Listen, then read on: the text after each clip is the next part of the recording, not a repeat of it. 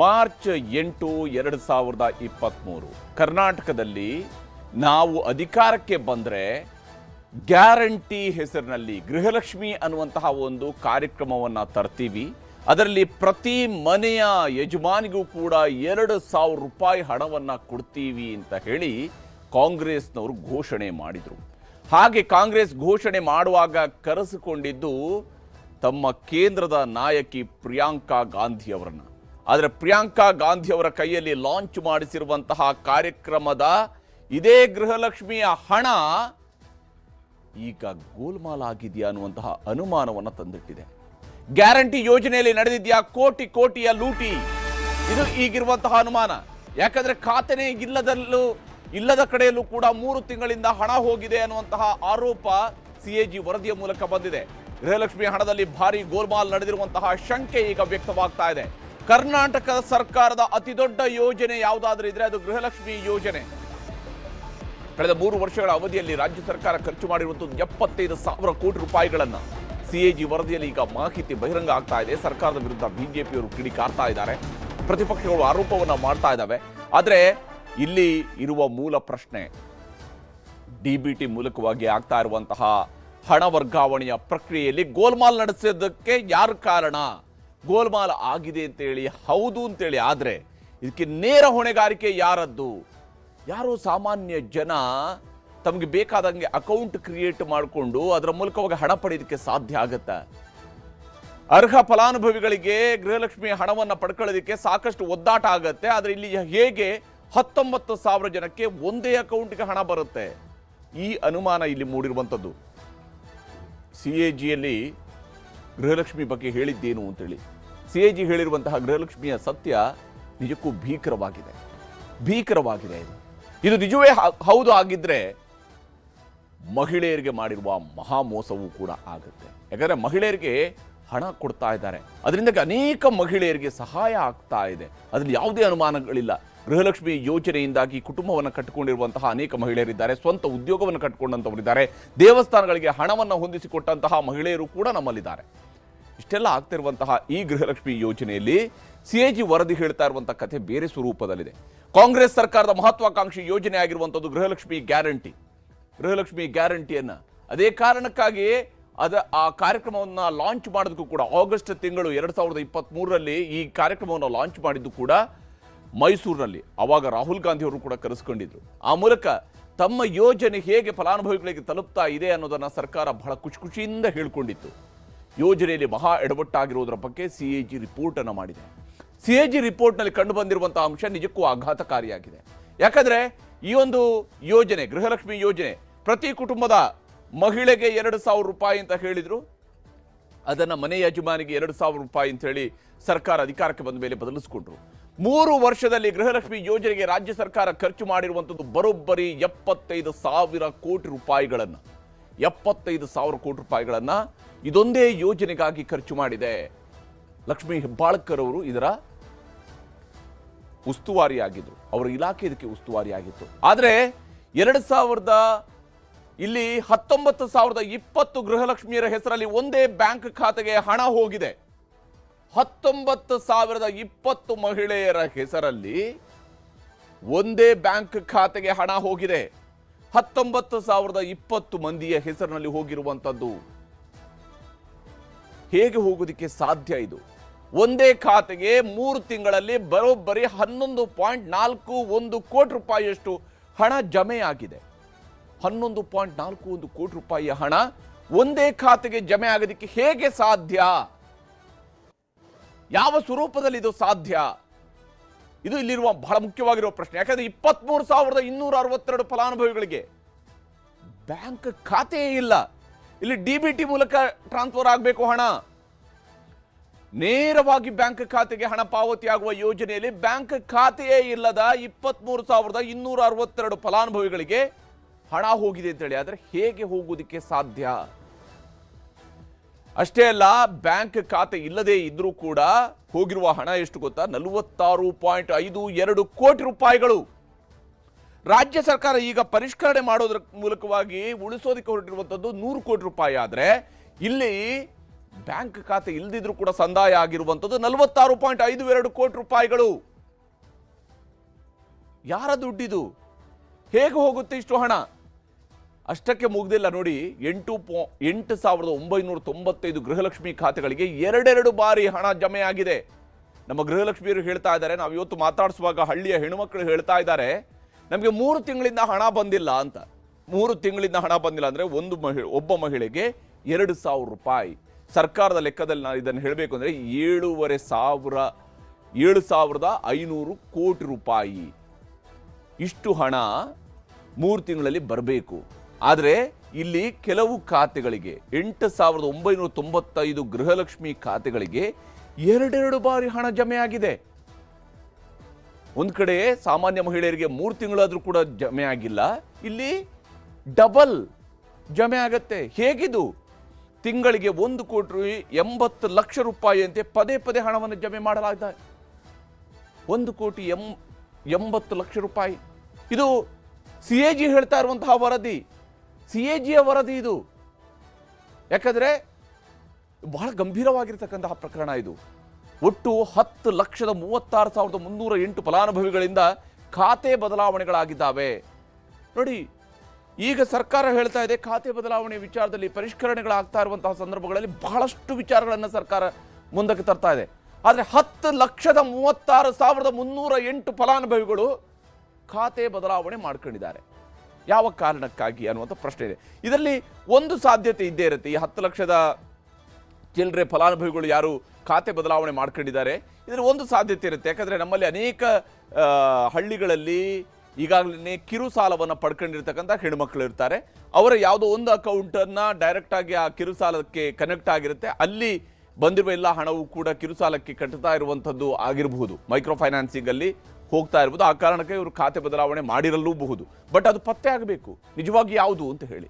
ಗೃಹಲಕ್ಷ್ಮಿ ಯೋಜನೆಯಿಂದ ಕೈ ಬಿಟ್ಟವರ ಮಾಹಿತಿ ಇಲ್ಲ ಅಂತೇಳಿ CAG ಹೇಳ್ತಾ ಇದೆ. ಗೃಹಲಕ್ಷ್ಮಿ ಯೋಜನೆಯಿಂದ ಕೈ ಬಿಟ್ಟವರ ಮಾಹಿತಿ ಇಲ್ಲ ಅಂತೇಳಿ. ಬಹುತೇಕ ಗೃಹಲಕ್ಷ್ಮಿ ಯೋಜನೆಯಲ್ಲಿ ಫಲಾನುಭವಿಗಳನ್ನು ಕೈ ಬಿಡುವ ಕೆಲಸವನ್ನು ಸರ್ಕಾರ ಮಾಡಲಿಲ್ಲ, ಈಗಷ್ಟೇ ಪರಿಷ್ಕರಣೆಗೆ ಮುಂದಾಗ್ತಾ ಇದೆ. ಹೀಗಾಗಿ ಗೃಹಲಕ್ಷ್ಮಿ ಯೋಜನೆಯಲ್ಲಿ ನಿಜಕ್ಕೂ 19,020 ಮಂದಿಗೆ ಒಂದೇ ಖಾತೆಗೆ ಹಣ ಹೋಗುತ್ತೆ ಅಂತ ಹೇಳಿದ್ರೆ ಇದು ನಿಜವೇ? ಸರ್ಕಾರ ಹೇಳಲೇಬೇಕಾಗತ್ತೆ. ಇದರ ಬಗ್ಗೆ ಸ್ಪಷ್ಟವಾದಂಥ ಉತ್ತರಗಳು ಸಿಗಲೇಬೇಕಾಗತ್ತೆ. ಇದು ನಿಜವೇ ಅನ್ನೋದ್ರ ಬಗ್ಗೆ. ಇಲ್ಲಿ ಗೃಹಲಕ್ಷ್ಮಿ ನಿಜಕ್ಕೂ ಕೂಡ ಇದು ಸರ್ಕಾರದ ಕಿರೀಟದ ಮೇಲಿರುವ ಅತ್ಯಂತ ದೊಡ್ಡ ಗರಿ ಯಾವುದಾದ್ರಿದ್ರೆ ಕಾಂಗ್ರೆಸ್ನವರಿಗೆ, ಅಥವಾ ಅತ್ಯಂತ ಹೆಮ್ಮೆಯಿಂದ ಹೇಳ್ಕೊಳ್ತಾ ಇರುವಂತಹ ಯೋಜನೆ ಯಾವುದಾದಿದ್ರೆ ಗೃಹಲಕ್ಷ್ಮಿ ಯೋಜನೆ. ಅದು ಶಿವಕುಮಾರ್ ಅವರು ಅಧ್ಯಕ್ಷರಾಗಿ ಉಪಮುಖ್ಯಮಂತ್ರಿ ಆದಂತಹ ಸಂದರ್ಭದಲ್ಲಿರ್ಬೋದು, ಅಥವಾ ಅವರೀಗ ಮುಖ್ಯಮಂತ್ರಿ ಆದ ನಂತರ ಇರಬಹುದು, ಅಥವಾ ಸಿದ್ದರಾಮಯ್ಯನವರು ಮುಖ್ಯಮಂತ್ರಿ ಆಗಿರಬಹುದು. ಗ್ಯಾರಂಟಿ ವಿಚಾರವಾಗಿ ವಿಪಕ್ಷಗಳಿಂದ ಪದೇ ಪದೇ ಟೀಕೆ ವ್ಯಕ್ತವಾಗ್ತಾನೆ ಇತ್ತು ಈ ಯೋಜನೆಯ ಸಂಬಂಧವಾಗಿ. ಅಷ್ಟೇ ಅಲ್ಲದೆ ಗ್ಯಾರಂಟಿ ವಿಚಾರವಾಗಿ ವಿಪಕ್ಷಗಳು ಟೀಕೆ ನಡೆಸುವಾಗಲೇ ಈ ಹಿಂದೆ 5,000 ಕೋಟಿ ರೂಪಾಯಿಯ ಗೋಲ್ಮಾಲ್ನ ಆರೋಪವನ್ನು ಕೂಡ ಪ್ರತಿಪಕ್ಷಗಳವರು ಮಾಡಿದ್ರು. ಅಂದರೆ ಈ 5,000 ಕೋಟಿ ಗೋಲ್ಮಾಲ್ ಆಗಿದೆ ಅಂತ ಹೇಳಿದ್ರೆ 2025 ಫೆಬ್ರವರಿ ಮತ್ತು ಮಾರ್ಚ್ ತಿಂಗಳನ್ನ 2 ತಿಂಗಳ ಹಣವನ್ನು ಹಾಕಲೇ ಇಲ್ಲ, ಫಲಾನುಭವಿಗಳಿಗೆ ಹಾಕಲೇ ಇಲ್ಲ. ಸರ್ಕಾರ ಆ ಲೆಕ್ಕವನ್ನ ಕೊಟ್ಟೇ ಇರಲಿಲ್ಲ. ಯಾವಾಗ ಪ್ರತಿಪಕ್ಷಗಳವರು ಅದನ್ನು ಪ್ರಸ್ತಾಪಿಸಿದ್ರು, ಆ ನಂತರ ಸರ್ಕಾರ ಸಚಿವ ಆಗಿದ್ದಂತಹ ಲಕ್ಷ್ಮೀ ಹೆಬ್ಬಾಳ್ಕರ್ ಅವರು ನಂತರ ಎಚ್ಚೆತ್ತುಕೊಂಡಿದ್ರು. ಹೌದು ನಾವು ಕೊಟ್ಟಿಲ್ಲ, ಫೆಬ್ರವರಿ ಮಾರ್ಚ್ ತಿಂಗಳಲ್ಲಿ ಕೊಟ್ಟಿಲ್ಲ, ನಮಗೆ ಸರ್ಕಾರದಿಂದ ಹಿಂಗೆ ರಿಲೀಸ್ ಆಗಿದೆ, ಹಂಗೇನೆ ನಾವು ಪಾಸ್ ಮಾಡ್ತಾ ಹೋದ್ವಿ, ಏಪ್ರಿಲ್ನಿಂದ ಪಾಸ್ ಮಾಡ್ತಾ ಹೋದ್ವಿ ಅಂತೇಳಿ. ಈ ಏಪ್ರಿಲ್ನ ಪಾಸ್ ಮಾಡ್ತಾ ಹೋದಂಥವ್ರಿಗೆ ಜನವರಿ ಆದಮೇಲೆ ಡೈರೆಕ್ಟಾಗಿ ಏಪ್ರಿಲ್ ಅದು ಹೆಂಗೆ ಬಂತು ಗೊತ್ತೇ ಆಗಲಿಲ್ಲ. ಅದು ಯಾವ ರೀತಿಯಾದಂತಹ ಆಡಳಿತ ಅಂತ ಹೇಳಿ. ಗೃಹಲಕ್ಷ್ಮಿಯರಿಗೆ 3 ತಿಂಗಳ ಕಂತಿನ 5,000 ಕೋಟಿ ರೂಪಾಯಿ ಕೂಡ ವ್ಯತ್ಯಯ ಆಗಿದೆ ಅನ್ನುವಂಥ ಆರೋಪಗಳು ಈಗಾಗಲೇ ಇರುವಂಥದ್ದು. ಈ ವಿಚಾರದಲ್ಲಿ ಲಕ್ಷ್ಮೀ ಹೆಬ್ಬಾಳ್ಕರ್ ಅವರು ಕೂಡ ಬೆಳಗಾವಿಯಲ್ಲಿ ಸದನ ನಡೀತಾ ಇದ್ದಂತಹ ಸಂದರ್ಭದಲ್ಲಿ ಲಕ್ಷ್ಮೀ ಹೆಬ್ಬಾಳ್ಕರ್ ಅವರು ಕೂಡ ಹೇಳಿಕೆಯನ್ನು ಕೊಟ್ಟರು. ಮಹೇಶ್ ತೆಂಗಿನಕಾಯಿ ಅವರು ಈ ವಿಚಾರವನ್ನು ಪ್ರಸ್ತಾಪ ಮಾಡಿದರು, ಬಿಜೆಪಿಯ ಶಾಸಕರಾಗಿರುವಂತಹ ಮಹೇಶ್ ತೆಂಗಿನಕಾಯಿ. ಅದಾದ ನಂತರ ಸರ್ಕಾರ ಅದನ್ನು ಒಪ್ಕೊಳ್ತು. ಹೌದು, ನಾವು 2 ತಿಂಗಳ ಹಣವನ್ನು ಹಾಕೇ ಇಲ್ಲ ಅಂತ ಹೇಳಿದರು.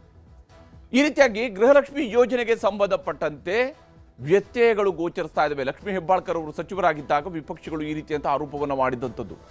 ಅವರು ಮಹಿಳಾ ಮತ್ತು ಮಕ್ಕಳ ಕಲ್ಯಾಣ ಇಲಾಖೆಯ ಸಚಿವೆಯಾಗಿದ್ದರು. ಲಕ್ಷ್ಮೀ ಹೆಬ್ಬಾಳ್ಕರ್ ಬಹಳ ಹೆಮ್ಮೆಯಿಂದ ಹೇಳ್ಕೊಂಡಿದ್ರು, ನಾನು ರಾಜ್ಯದ ಗೃಹಲಕ್ಷ್ಮಿಯರಿಗೆ ಹಣ ಹಾಕುವ ಪುಣ್ಯದ ಕೆಲಸ ಮಾಡ್ತಿದ್ದೀನಿ ಅಂತ ಹೇಳ್ತಾ ಇದ್ರು. ಆದರೆ ಅವರು ಸಚಿವೆಯಾಗಿದ್ದಾಗಲೇ 2 ತಿಂಗಳ ಹಣ ಎಲ್ಲಿ ಹೋಯ್ತು ಅಂತಲೇ ಗೊತ್ತಿಲ್ಲ. ಗ್ಯಾರಂಟಿಗಳಿಗಾಗಿ ಕಷ್ಟಪಟ್ಟು ಸರ್ಕಾರ ಹಣವನ್ನು ಹೊಂದಿಸ್ಕೊಂಡು ಬಂದಿದೆ. ಯಾಕಂದ್ರೆ ಇದೇನು ಈಸಿ ಅಲ್ಲ. 2,500 ಕೋಟಿ ರೂಪಾಯಿಯನ್ನ ಪ್ರತಿ ತಿಂಗಳು ಹೊಂದಿಸುವಂಥದ್ದು ಯಾವುದೇ ಸರ್ಕಾರಕ್ಕೂ ಕೂಡ ಸುಲಭದ ಮಾತಲ್ಲ. ಅದು ತನ್ನದೇ ರೆವೆನ್ಯೂವನ್ನು, ತನ್ನದೇ ಆದಾಯವನ್ನು ಹೊಂದಿಸ್ಕೊಳ್ಬೇಕು. ರಾಜ್ಯ ಸರ್ಕಾರ ತನ್ನ ಬೊಕ್ಕಸದಿಂದ ಖರ್ಚು ಮಾಡಬೇಕು. ಕೇಂದ್ರ ಸರ್ಕಾರದಿಂದ ಪಾಲು ಬರೋದಿಲ್ಲ. ಅದಕ್ಕೆ ಕರ್ನಾಟಕದಿಂದ ಸಂಗ್ರಹವಾಗುವ ತೆರಿಗೆಯ ಮೂಲಗಳು ಯಾವ್ಯಾವುದಿದ್ದಾವೆ ಅದರಿಂದ ಸಂಗ್ರಹವಾಗುವಂಥ ಹಣದಲ್ಲಿ ಕೊಡಬೇಕಾದಂಥ ಯೋಜನೆ ಇದು. ಬಹಳ ಕಷ್ಟಪಟ್ಟು ರಾಜ್ಯ ಸರ್ಕಾರಕ್ಕೆ ಹಣ ಹೊಂದಿಸ್ತಾ ಇತ್ತು. ಗ್ಯಾರಂಟಿಗಳ ಪರಿಷ್ಕರಣೆಗೆ ಈಗಾಗಲೇ ಸರ್ಕಾರ ನಿರ್ಧಾರವನ್ನು ಕೂಡ ಕೈಗೊಂಡಿದೆ. ಡಿ.ಕೆ. ಶಿವಕುಮಾರ್ ಅವರು ಮುಖ್ಯಮಂತ್ರಿ ಆಗೋದಕ್ಕೆ ಒಂದು ವಾರಕ್ಕೆ ಮೊದಲೇನೆ ಹೇಳಿದ್ರು ಪರಿಷ್ಕರಣೆ ಆಗಬೇಕಾದ ಅಗತ್ಯ ಇದೆ ಅಂತ ಹೇಳಿದ್ರು. ನಂತರ ಮುಖ್ಯಮಂತ್ರಿ ಕೂಡ ಆದ್ರು. ಮುಖ್ಯಮಂತ್ರಿ ಆದ ನಂತರ ಅವರು ಪರಿಷ್ಕರಣೆಗೆ ಹೇಳಿದ್ದಾರೆ. ಈಗ ಆಲ್ರೆಡಿ ಪರಿಷ್ಕರಣೆಯನ್ನು ಮಾಡಿಸ್ತೀವಿ ಅಂತ ಹೇಳ್ಕೊಂಡು ತಮ್ಮ ಕ್ಯಾಬಿನೆಟ್ ಸಭೆಯಲ್ಲಿ ನಿರ್ಧಾರವನ್ನು ಕೈಗೊಂಡಿದ್ದಾರೆ. ಫಲಾನುಭವಿಗಳ ಪರಿಷ್ಕರಣೆ ಹೊತ್ತಲೇ CAG ವರದಿ ಈಗ ಶಾಕ್ ಕೊಟ್ಟಿದೆ. ಏನಿದು ಅನ್ನುವಂತಹದ್ದನ್ನ ಈಗ CAG ವರದಿ ಈ ಪರಿಷ್ಕರಣೆಯ ಹೊತ್ತಲೇನೆ, ಫಲಾನುಭವಿಗಳ ಪರಿಷ್ಕರಣೆ ಹೊತ್ತಲ್ಲೇ CAG ವರದಿ ಈಗ ಶಾಕ್ ಕೊಟ್ಟಿದೆ ಸರ್ಕಾರಕ್ಕೆ. ಇಲ್ಲಿ ವಿರೋಧ ಪಕ್ಷಗಳಿಗೂ ಕೂಡ CAG ವರದಿ ದೊಡ್ಡ ಅಸ್ತ್ರವಾಗ್ತಾ ಇದೆ. ಸರ್ಕಾರದ ಹಣ ಬ್ಯಾಂಕ್ಗಳ ಮೂಲಕವೇ ಹಂಚಿಕೆ ಆಗಬೇಕು. ಇಲ್ಲಿ ಸರ್ಕಾರದ ಹಣ ಹಂಚಿಕೆ ಆಗುವಂಥದ್ದಕ್ಕೆ, ಅದು DBT ಮೂಲಕವಾಗಿಯೇ ಹಂಚಿಕೆ ಮಾಡುವಂಥದ್ದಕ್ಕೆ ರಾಜ್ಯ ಸರ್ಕಾರ ನಿರ್ಧಾರವನ್ನು ಕೈಗೊಂಡಿರುವಂಥದ್ದು ಕೂಡ. ಈಗ ಬೇರೆ ಬೇರೆ ಯೋಜನೆಗಳಿಗೆ ಬೇರೆ ಬೇರೆ ಸ್ವರೂಪಗಳಲ್ಲಿರುತ್ತೆ. ಆದರೆ ಇಲ್ಲಿ DBT ಮೂಲಕ ಹಂಚಿಕೆ ಆಗುತ್ತೆ. DBT ಮೂಲಕ ಹಂಚಿಕೆ ಆಗ್ತಕ್ಕಂತಹ ಹಣದಲ್ಲಿ ಹೇಗೆ ಇದು ಅಕೌಂಟೇ ಇಲ್ದವ್ರಿಗೆ ಹೇಗೆ ಹಣ ಹೋಗೋದಕ್ಕೆ ಸಾಧ್ಯ ಆಗುತ್ತೆ? ಇಲ್ಲಿ DBT ಮೂಲಕ ಆಗುವಂತಹ ಹಣ ಹೇಗೆ ಅಕೌಂಟ್ ಇಲ್ಲದವರಿಗೆ ಹೋಗುತ್ತೆ ಅನ್ನುವಂತಹ ಪ್ರಶ್ನೆ ಬರುತ್ತೆ. ಮತ್ತು ಇದಕ್ಕೆ ಸಂಬಂಧಪಟ್ಟಂತಹ ನಿಯಮಗಳಿದ್ದಾವೆ. ಇಷ್ಟೆಲ್ಲ ಇದ್ದ ಮೇಲೂ ಕೂಡ ಇಲ್ಲಿ ಹಣ ಯಾವುದೋ ರೂಪವನ್ನು ಪಡ್ಕೊಳ್ತಿದ್ವಿ. ಬ್ಯಾಂಕ್ ಖಾತೆ ಇಲ್ಲದೇನೆ ಹಣ ಜಮೆ ಆಗಿದ್ದು ಹೇಗೆ? ಎಲ್ಲಿಂದ ಬಂತು ಈ ಹಣ ಅಂತ? ಎಲ್ಲಿಂದ ಬಂತು ಈ ಹಣ? ಯಾವ ಸ್ವರೂಪದಲ್ಲಿ ಬಂತು? ಇವರಲ್ಲಿ ಎಷ್ಟು ಜನ ನೈಜ ಗೃಹಲಕ್ಷ್ಮಿ ಫಲಾನುಭವಿಗಳಿದ್ದಾರೆ? ಯಾರಿವರು? ಹೇಗೆ ಈ ರೀತಿಯಾಗಿ ಹಣ ಗೋಲ್ಮಾಲ ಆಗೋದಕ್ಕೆ ಸಾಧ್ಯ? ಹಾಗಿದ್ರೆ ಸರ್ಕಾರದ ಹಣ, ಜನರ ತೆರಿಗೆ ಹಣ ಏನಾಯಿತು? ಯಾವ ಸ್ವರೂಪದಲ್ಲಿ ಎಲ್ಲಿಗೆ ಹೋಗ್ತಾ ಇದೆ? 19,020 ಮಂದಿಗೆ ಹಣ ಹೋಗುತ್ತೆ. ಆದರೆ ಒಂದೇ ಖಾತೆಗೆ ಹೋಗುತ್ತೆ ಅಂತ ಹೇಳಿದಾಗ DBT ಮೂಲಕ ಹೋಗುವಂತಹ ಹಣದ ಮಾನಿಟರಿ ಆಗೋದಿಲ್ವಾ? ನಿಮಗೆ ಒಂದು ಸ್ವಲ್ಪ ಹೆಚ್ಚು ಕಡಿಮೆ ಆಯಿತು ಅಂದರೆ ಅಮೌಂಟ್ ಟ್ರಾನ್ಸ್ಫರ್ ಆಗೋದಿಲ್ಲ. ಆದರೆ ಇಲ್ಲಿ ಇಷ್ಟೋ ಮಂದಿಗೆ ಒಂದೇ ಖಾತೆಗೆ ಹಣ ಹೋಗುತ್ತೆ ಅಥವಾ ಖಾತೆ ಇಲ್ಲದೇ ಇರೋರಿಗೆ ಹಣ ಹೋಗುತ್ತೆ ಅಂತೇಳಿ ಆದಾಗ ಯಾರಿದು? ಯಾವ ಕಾರಣದ ಕೈಗಳು ಹಾಗಾದ್ರೆ ಇಲ್ಲಿ ಕೆಲಸ ಮಾಡಿದಾವೆ? ಇವುಗಳನ್ನು ಪಾಸ್ ಮಾಡ್ತಾ ಇರುವಂತಹ ಕೈಗಳು ಯಾವುವು? ಗೋಲ್ಮಾಲ್ ಆಗಿರುವಂಥದ್ದು ಕೇವಲ 3 ತಿಂಗಳು ಮಾತ್ರನಾ ಅಥವಾ 3 ವರ್ಷಗಳಿಂದಲೂ ಕೂಡ ಈ ರೀತಿಯಾಗಿ ನಿಧಾನಕ್ಕೆ ಸ್ವಲ್ಪ ಸ್ವಲ್ಪನೇ ಇದನ್ನ ಕದಿಯುವ ಪ್ರಯತ್ನ ನಡೀತಾ ಇದೆಯಾ? ಇಲ್ಲಿ ಈ ಅಕೌಂಟ್ಗಳು ಯಾರ ಹೆಸರಲ್ಲಿವೆ? ಯಾರವರು? ಅದು ಹೇಗೆ ಹೋಗೋದಕ್ಕೆ ಸಾಧ್ಯ? ಯಾಕಂದ್ರೆ ಕಂಪ್ಲೀಟ್ ಟ್ರಾನ್ಸ್ಪರೆಂಟ್ ಆಗಿ ನಡಿಬೇಕಾಗಿರುವಂತಹ ವ್ಯವಸ್ಥೆ ಇದು. ಇದಕ್ಕೆ ಅಫ್ಕೋರ್ಸ್ CAGಗೆ ಅದನ್ನ ಪತ್ತೆ ಹಚ್ಚಿದೆ ಅಂತ ಹೇಳಿದ್ರೆ ಇದರಲ್ಲಿ ಡಿಜಿಟಲ್ ಫುಟ್ ಪ್ರಿಂಟ್ಸ್ ಇದ್ದೇ ಇರ್ತವೆ. ಇದೇನು ಯಾರು ತಪ್ಪಿಸ್ಕೊಳ್ಳೋದಕ್ಕಂತೂ ಆಗೋದಿಲ್ಲ. ಒಂದು ವೇಳೆ ಈ ರೀತಿಯಾಗಿ 19,020 ಜನರ ಹಣ ಒಂದು ಅಕೌಂಟ್ಗೆ ಹೋಗ್ತಾ ಇದೆ ಅಂದ್ರೆ ಆ ಅಕೌಂಟ್ ಸಿಗಲೇಬೇಕಲ್ವಾ? ಖಾತೆ ಇಲ್ಲದಿರೋರಿಗೆ ಹಣ ಹೋಗ್ತಿದೆ ಅಂತ ಹೇಳಿದ್ರೆ ಅದು ಹೆಂಗೆ ಹೋಗಿದೆ ಅನ್ನೋಂಥದ್ರ ಮಾರ್ಗ ಗೊತ್ತಾಗಲೇಬೇಕಲ್ವಾ? ಯಾಕಂದ್ರೆ ಸರ್ಕಾರದ ಬೊಕ್ಕಸದಿಂದ ತಾನೇ ಹೋಗ್ತಾ ಇರುವಂತಹ ಹಣ ಎಲ್ಲಿಗೆ ಹೋಗುತ್ತೆ? ಅದು ಯಾರದನ್ನು ಪಡ್ಕೊಳ್ತಿದ್ದಾರೆ ಗೊತ್ತಾಗಲೇಬೇಕಾಗಿರುವಂತಹ ಇದೊಂದು ವ್ಯವಸ್ಥಿತವಾಗಿ ಈ ರೀತಿಯಾಗಿ ಭ್ರಷ್ಟಾಚಾರ ನಡೆಸಿದಾರ? ವ್ಯವಸ್ಥಿತವಾಗಿ ಗೃಹಲಕ್ಷ್ಮಿಯರ ಹಣವನ್ನು ನುಂಗಿದಾರ? ಯಾರಿವರು? ಯಾವ ಕಾರಣಕ್ಕಾಗಿ? ಯಾವ ಸ್ವರೂಪದಲ್ಲಿ ಇದು? ಅಂದ್ರೆ ರಂಗೋಲಿ ಕೆಳಗಡೆ ಹೋಗ್ತೀನಿ ಅಂದ್ರೆ ಚಾಪೆ ಕೆಳಗೆ ಹೋಗ್ತೀನಿ ಅಂತ ಹೇಳಿದ್ರೆ ರಂಗೋಲಿ ಕೆಳಗಡೆ ಹೋಗುವಂತಹ ಬುದ್ಧಿ ಇರುವಂತವ್ರು ಯಾರಿವರು ಅಂತ. ಈ ಸ್ವರೂಪದಲ್ಲಿ ಮಹಿಳಾ ಮತ್ತು ಮಕ್ಕಳ ಕಲ್ಯಾಣ ಇಲಾಖೆ ಅವರಿಗೆ 2 ತಿಂಗಳು ಹಣ ಹೋಗದಿದ್ರೂ ಗೊತ್ತಾಗೋದಿಲ್ಲ. ಅದು ಹೋಗಿದ್ಯಾ ಹೋಗಲ್ವಾ ಅಂತ ಗೊತ್ತಾಗೋದಿಲ್ಲ ಆ ಇಲಾಖೆಗೆ. ಅಷ್ಟೇ ಅಲ್ಲದೇನೆ ಈಗ ನೋಡಿದ್ರೆ 19,000 ಜನರಿಗೆ ಒಂದೇ ಅಕೌಂಟ್ಗೆ ಹಣ ಹೋದ್ರೂ ಬಹುಶಃ ಅವರಿಗೆ ಗೊತ್ತಾಗೋದಿಲ್ಲ. ಖಾತೆನೇ ಇಲ್ದವ್ರಿಗೆ ಹಣ ಹೋದ್ರು ಅವ್ರಿಗೆ ಗೊತ್ತಾಗೋದಿಲ್ಲ. 2 ಬಾರಿ ಕೆಲವರು ಅಕೌಂಟ್ಗೆ ಹೋದ್ರೆ ಅವ್ರಿಗೆ ಗೊತ್ತಾಗೋದಿಲ್ಲ. ಒಂದು ವೇಳೆ ಗೊತ್ತಾಗಿದ್ದಿರ್ತಿದ್ರೆ ಇಷ್ಟೊತ್ತಿಗಾಗ್ಲೇ ಆ ಇಲಾಖೆ ಏನಾದರೂ ಒಂದು ಕ್ರಮಗಳನ್ನು ಕೈಗೊಳ್ಳಬೇಕಾಗಿತ್ತು. CAG ಮೂಲಕ ಇದು ಹೆಂಗ್ ಬಂತು ಅನ್ನುವಂತಹ ಪ್ರಶ್ನೆ ಇದೆ. ಈ ವಿಚಾರದಲ್ಲಿ ವಿಧಾನ ಪರಿಷತ್ ಸದಸ್ಯೆ ಹೇಮಲತಾ ನಾಯಕ್ ಏನು ಹೇಳಿದ್ದಾರೆ ಅಂತ ನಿಮ್ಗೆ ತೋರಿಸ್ತೀನಿ. ಈ ಒಂದು ಗೃಹಲಕ್ಷ್ಮಿ ಯೋಜನೆ ಇದರಲ್ಲಿ ನಿಜವಾಗ್ಲೂ ಆ ಸರ್ಕಾರದ ಒಂದು ನಡೆ ಮಾತ್ರ ನಿಗೂಢವಾಗಿದೆ. ಅವ್ರು ಹೇಳ್ತಕ್ಕಂಥದ್ದನ್ನು ನೋಡಿದ್ರೆ ಕಳೆದ ವರ್ಷ 5,000 ಕೋಟಿ ಎಲ್ಲೋಗಿದೆ ಅಂತಕ್ಕಂಥದ್ದು ನಾಪತ್ತೆ ಆಗಿದೆ. ನಮ್ಮ ನಾಯಕರು ಕೂಡ ಕೇಳಿದರು, ಅದಕ್ಕೆ ಲೆಕ್ಕ ಕೊಟ್ಟು ಹೋಗಲಿ ಅಂತ ಕೂಡ ನಾವು CM ಅವ್ರ ಹತ್ರ ನಾವು ಕೇಳಿದ್ದೀವಿ ಕೂಡ. ಅದು ಎಲ್ಲಿಂದೋ ಮರ್ಚಿಕೆ ಆಯಿತು. ಅದಲ್ಲದೆ ಇದು ಒಂದು ಹೊಸದಾಗಿರ್ತಕ್ಕಂಥ ಒಂದು ಯೋಜನೆ ಹಗರಣ ಆಗಿದೆ. ಇದು CAG ವರದಿಗೆ ಅವರು ಉತ್ತರನೇ ಕೊಡ್ತಾ ಇಲ್ಲ, ಜಾರಿ ಕೊಡ್ತಕ್ಕಂಥ ಕೆಲಸ ಇವತ್ತು ಈ ಸರ್ಕಾರದಿಂದ ಆಗ್ತಾ ಇದೆ. ಈಗ ಮತ್ತೆ ಹೇಳ್ತಾ ಇದ್ದಾರೆ, ಗೃಹಲಕ್ಷ್ಮಿಯವರು ಹೊಸದಾಗಿ ನೋಂದಣಿ ಮಾಡ್ಕೋಬೇಕು, ನೀವು ನಿಮ್ಮೆಲ್ಲ ಮತ್ತೆ ಮೊದಲಿನಿಂದ ನೀವು ಅದಕ್ಕೆ ಜಾಯಿನ್ ಆಗ್ರಿ ಅಂತ ಹೇಳ್ತಕ್ಕಂಥದ್ದು. ಇದು ಒಮ್ಮಿಂದೊಮ್ಮೆ 19,000 ಚಿಲ್ಲರೆ ಲಕ್ಷ ಅಕೌಂಟಿಗೆ ಜಮಾ ಆಯಿತು. ಇವು ಏನು ಹೇಳ್ತಿದ್ದಾರೆ ಅಂದ್ರೆ ಇದು ಯಾವುದಕ್ಕೂ ಆ ಸರ್ಕಾರದಲ್ಲಿ ಉತ್ತರ ಇಲ್ಲ. ಎಲ್ಲಿ ಹೋಗಿದೆ ಅಂತಕ್ಕಂಥ, ಯಾವ ಚುನಾವಣೆಗೆ ಖರ್ಚು ಮಾಡಿದಾರೋ ಅಥವಾ ಎಲ್ಲಿ ಆಗಿದೆ ಅಂತಕ್ಕಂಥದ್ದು ನಮಗೆ ನಿಗೂಢವಾಗಿ ಗೊತ್ತಾಗಿದೆ. ಅಲ್ಲೊಂದು ಚುನಾವಣೆಗೆ ಖರ್ಚು ಮಾಡಿದಾರೆ ಅಂತಕ್ಕಂಥದ್ದು ನಮಗೆ ಅಂದಾಜಿತ್ತು. ಯಾವಾಗ CAG ವರದಿಯಲ್ಲಿ ಈ ವಿಚಾರಗಳು ಬಹಿರಂಗ ಆಯಿತು, ಗೃಹಲಕ್ಷ್ಮಿಯರು ಕೂಡ ಆಕ್ರೋಶವನ್ನು ವ್ಯಕ್ತಪಡಿಸ್ತಾ ಇದ್ದಾರೆ. ಬಡವರಿಗೆ ಸಿಗಬೇಕಾದಂತಹ ಹಣ ಯಾರ ಪಾಲಾಗ್ತಿದೆ ಅನ್ನುವಂತಹ ಪ್ರಶ್ನೆಯನ್ನ ಫಲಾನುಭವಿಗಳು ಕೇಳ್ತಾ ಇದ್ದಾರೆ. ನಮ್ಮ ಹಣ ಅದು, ಯಾಕಂದ್ರೆ ಅವರ ಹಕ್ಕಿನ ಹಣ ಇದು. ಸರ್ಕಾರ ಇದನ್ನು ಕೊಡ್ತಾ ಇರುವಂಥದ್ದು ಈ ಮಹಿಳೆಯರು ಕಷ್ಟದಲ್ಲಿದ್ದಾರೆ ನಮ್ಮ ರಾಜ್ಯದಲ್ಲಿ, ಅವರಿಗೆ ಅನುಕೂಲ ಆಗಬೇಕು ಅಂತೇಳಿ ರಾಹುಲ್ ಗಾಂಧಿಯವರು ಪಾದಯಾತ್ರೆ ಮಾಡ್ತಾ ಇದ್ದಂತಹ ಸಂದರ್ಭದಲ್ಲಿ, ಭಾರತ್ ಜೋಡೋ ಯಾತ್ರೆ ಮಾಡ್ತಾ ಇದ್ದಂತಹ ಸಂದರ್ಭದಲ್ಲಿ ಕಂಡಂತಹ ವಿಚಾರಗಳ ಆಧಾರದ ಮೇಲೆ ರೂಪಿತಗೊಂಡಿರುವಂತಹ ಕಾರ್ಯಕ್ರಮ ಇದು. ಸುಖ ಸುಮ್ಮನೆ ರೂಪಿತಗೊಂಡಿಲ್ಲಲ್ಲ, ಅವರು ಕಷ್ಟದಲ್ಲಿ ಇದ್ದಾರೆ ಅನ್ನೋದು ಗೊತ್ತಾದಾಗ ತಾನೇ ಆಗಿರೋದು. ಸರ್ಕಾರ ತಪ್ಪು ಮಾಡಿ ನಮ್ಮ ಮೇಲೆ ಗೂಬೆ ಕೂರಿಸ್ತಾ ಇದೆ, ನಮ್ಮನ್ನೀಗ ಪರಿಷ್ಕರಣೆ ಮಾಡಿಸ್ತಾ ಇದ್ದಾರೆ.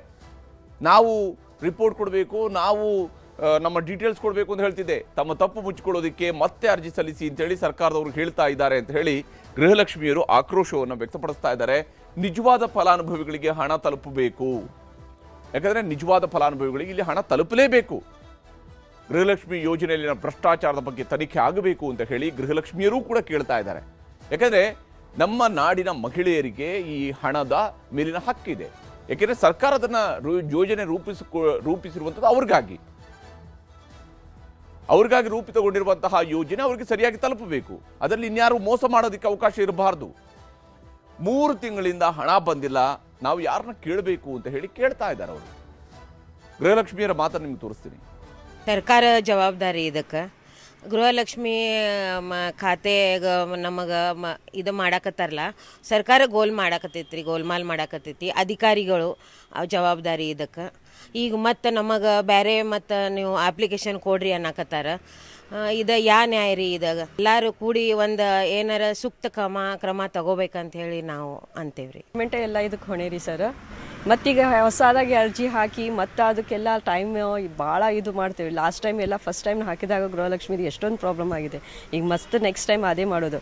ಇದರಲ್ಲಿ ಅಷ್ಟೊಂದು ಎಲ್ಲ ಭ್ರಷ್ಟಾಚಾರ ಆಗಿದೆ ಅಂದರೆ ಅದಕ್ಕೆ ಸರ್ಕಾರನ ಹೊಣೆ. ಈಗ 19,000 ರೂಪಾಯಿ ಅಕೌಂಟ್ ಇಲ್ದೇ ಇದು ಎಲ್ಲ ರೊಕ್ಕ ಹೋಗ್ತಾ ಇದೆ. ಅದೇ 19,000 ಬಡವ್ರ ಅಕೌಂಟ್ ಇದ್ದು ಬಡವ್ರ ಮಂದಿಗೆ ಹೋದರೆ ಎಷ್ಟೊಂದು ಉಪಯೋಗ ಆಗುತ್ತೆ. ಸರ್ಕಾರ ಹೊಣೆ ರೀ. ಮತ್ತು ಒಂದೇ ಖಾತೆಗೆ 20 ಜನ 1,000 ಮಂದಿದು ಹಾಕಿದ್ರೆ ಈಗ ಅಷ್ಟು ಜನದ ನಮ್ಮ ಬರಬೇಕು. ಇದ್ದವ್ರದ್ದು ಕೊಡುವಂಗಿಲ್ಲ, ಇಲ್ದಾರ್ದವ್ರದ್ದು ಅದ್ರಾಗ ಖಾತೆದೊಳಗೆ ತುಂಬೈತಿ. ಅದ್ರ ನಾವೇನು ಮಾಡ್ಬೇಕು? ಅದಕ್ಕೆ ಸರ್ಕಾರದವ್ರ ಎಲ್ಲ ಇದಕ್ಕೆ ಜವಾಬ್ದಾರಿ. ಇದಕ್ಕೆ ಒಬ್ಬವನ ಮಗ ದುಡಿಬೇಕು, ಎಲ್ಲ ನಡಿಬೇಕು ನಮ್ಮದು. ಅದು ಎಷ್ಟೋ ಸಹಾಯ ಆಕತ್ರಿ ಸರ್. ನಮ್ಮ ಅಕೌಂಟಿಗೆ ಹಾಕಿದ್ರೆ ಪುಣ್ಯದ ಕೆಲಸ ನೋಡ್ರಿ ಸರ್. 3 ತಿಂಗಳಿಂದ ಬಂದಿಲ್ಲ ರೀ ಸರ್. ಮತ್ತೀಗ ಬೇರೆ ಅಕೌಂಟಿಗೆ ಹೋಗತ್ತೆ ಅಂತ ನಾವು ಕೇಳಿದ್ವಿ. ಅದು ನಮ್ಮ ಅಕೌಂಟಿಗೆ ಬರೋಂಗೆ ಮಾಡಿದ್ರೆ ನಮ್ಗೆ ಅದರಲ್ಲಿಂದ ಒಂದು ಸ್ವಲ್ಪ ಸಹಾಯ ಐತ್ರಿ ಸರ್. ಅದ್ರಾಗ ನಡಿಬೇಕ್ರಿ ಸರ್. ನಮ್ಮದು ನಮ್ಮ ಪುಣ್ಯ ಇತ್ತು ರೀ, ಅದು ಒಂದು ಸ್ವಲ್ಪ ಈಗಿಲ್ಲ ಬರುವಲ್ದು. ನಮ್ಮ ಅಕೌಂಟಿಗೆ ಬಂದ್ರೆ ಚಲೋ ಐತ್ರಿ, ಪುಣ್ಯ ಇದ್ದು ಕೆಲಸ. ಅದು ಇಲ್ಲ ಅಂದಿದ್ರೆ ನಾವು ಹೆಂಗೆ ಬದುಕ್ತಿದ್ದೀವಿ ರೀ. ಅದನ್ನು ಆಸೆ ತೋರಿಸಿ ಈಗ ಬದುಕು ಅಂದ್ರೆ ಹೆಂಗೆ ಬದುಕ್ತಾರೆ ರೀ ಮನುಷ್ಯ? ಆಗಬಾರ್ದು ರೀ, ಈ ರೀತಿ ಆಗಬಾರ್ದು ರೀ. ಮತ್ತು ಸರ್ಕಾರದವರು ಅವರು ತಮ್ಮದು ಇದನ್ನು ನೋಡಿಕೊಂಡು ತಾವು ಮಾಡ್ಕೊಳ್ಳೋರಲ್ರಿ. ಅದಕ್ಕೆ ನಾವು ಬಡವರು ಏನು ಹೇಳ್ಬೇಕ್ರಿ? ಲೋಪ ಮಾಡಬಾರ್ದು. 19,020 ಜನಗಳದ್ದು ಅಕೌಂಟು ಒಂದೇ ಅಕೌಂಟಿಗೆ ದುಡ್ಡು ಹೋಗೈತಂತ. ಸೊ ಇದು ಯಾಕೆ, ಅದು ಹೇಗೆ ಸಾಧ್ಯ ಆಗುತ್ತೆ? ಸೊ ಅರೌಂಡ್ ಒಂದು 3 ರಿಂದ 4 ಕೋಟಿ ದುಡ್ಡು ಒಂದೇ ಅಕೌಂಟಿಗೆ ಯಾಕೆ ಹೋಯ್ತು? ಸೊ ಫಲಾನುಭವಿಗಳು ಇಲ್ಲದೆ ಇರೋರ ಅಕೌಂಟಿಗೂ ದುಡ್ಡು ಹಾಕಿದ್ದೀರಾ. ಸೊ ಇದ್ದರ ಅಕೌಂಟಿಗೆ ಬಿಟ್ಟು ಇಲ್ಲದೆ ಇರೋ ಅಕೌಂಟಿಗೆ ಹಾಕೋಕ್ಕೆ ಕಾರಣ ಏನಿದೆ? ಸೊ ಇದನ್ನು ಯಾಕೆ ಮಾಡ್ತಾ ಇದ್ದೀರಾ ಸರ್ಕಾರ? ಯಾಕೆಂದರೆ ಸರ್ಕಾರ ಈ ವಿಚಾರದಲ್ಲಿ ನೀರಿದ್ದು ನೀರಿಗೆ, ಹಾಲಿದ್ದು ಹಾಲಿಗೆ ಅನ್ನೋ ರೀತಿಯಲ್ಲಿ ಸ್ಪಷ್ಟವಾಗಿ ಹೇಳಬೇಕು. ಯಾರಿವರು? ಈ ದುಡ್ಡು ನುಂಗಿದವರು ಯಾರು? ಗೃಹಲಕ್ಷ್ಮಿ ಹಣವನ್ನು ನುಂಗಿದವರು ಯಾರು? ಅವರನ್ನ ಪತ್ತೆ ಹಚ್ಚುವ ಕೆಲಸ ಆಗಲೇಬೇಕು. ಯಾಕಂದರೆ CAG ರಿಪೋರ್ಟ್ ಈ ವಿಚಾರಗಳನ್ನು ಹೇಳ್ತಾ ಇದೆ ಅಂತ ಹೇಳಿದಾಗ ಸಹಜವಾಗಿಯೇ ಇಲ್ಲಿ ಅನುಮಾನಗಳು ದಟ್ಟವಾಗ್ತಾ ಇರುವಂಥದ್ದು. ಇದನ್ನು ಕ್ಲೀನ್ ಮಾಡಬೇಕಾಗಿರುವಂತಹ ಜವಾಬ್ದಾರಿ ರಾಜ್ಯ ಸರ್ಕಾರದ ಮೇಲಿದೆ.